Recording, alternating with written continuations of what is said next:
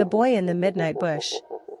One late evening, as darkness settled over the African village, a kind woman named Alma was walking home through the thick bush. She had to pass through the dense trees and tall grass every night, as it was the only way back to her village. She was used to the sounds of the crickets and the distant calls of owls, but tonight, there was something strange in the air.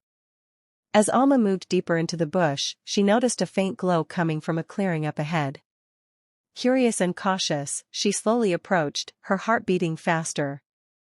And then, she saw him, a small boy sitting alone on a log, surrounded by a gentle, mysterious light. The boy looked at her calmly. He was dressed in old, worn clothes, and had a quiet smile. Alma was puzzled. Where were his parents? Why was he out here alone in the middle of the bush? Alma took a step closer and asked, "Are you lost, little one?" The boy looked up at her with deep, wise eyes, and said softly, "No, I was waiting for someone kind, like you." Alma felt a chill. She had never heard a child speak like that. But there was something magical in his voice, something that made her want to stay and listen. The mysterious powers begin. The boy rose to his feet and looked around at the trees and the bushes. The whole forest seemed to respond to his presence. Alma noticed that the shadows grew softer, and the plants looked healthier and brighter, as if they were coming to life. "Follow me," the boy said, his voice warm and soothing. Alma couldn't help but follow.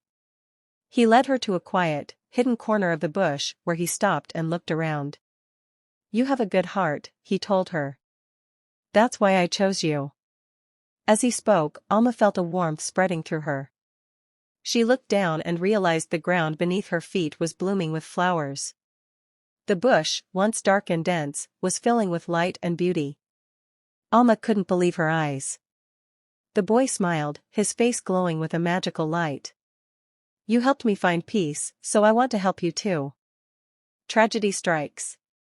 Just as Alma was about to ask who he was, the boy faded away, like a shadow disappearing in the sunlight. Alma was alone again, standing in a now enchanted part of the bush that sparkled with beauty. A few days later, Alma told some villagers about the mysterious boy she had met. Some people believed her, while others thought she must have been dreaming. But one old woman in the village looked troubled. "That boy," the old woman said, "sounds like my grandson. He wandered into the bush years ago and never returned." Alma felt a chill run down her spine. Could she have met the spirit of the lost boy? Her heart ached with sorrow for the family who had never seen him again. She was torn between sadness and wonder, unsure of what she had truly encountered. A magical ending. That night, as Alma lay in bed, she heard a soft rustling outside. When she stepped out of her hut, she found a small gift on her doorstep, a glowing stone. It seemed to pulse with warmth and light. Alma picked up the stone and felt a rush of energy fill her. She could sense the boy's presence with her, his spirit protecting her and blessing her life. From that day on, Alma noticed that everything around her grew stronger and more beautiful. Her garden blossomed like never before, and her family's crops flourished. The villagers began to visit Alma's enchanted garden, drawn by the beauty and peace they felt there. Many asked her for help and advice, and she gladly shared her blessings with everyone who came. Alma knew that the boy's spirit still watched over her, guiding her with kindness and magic.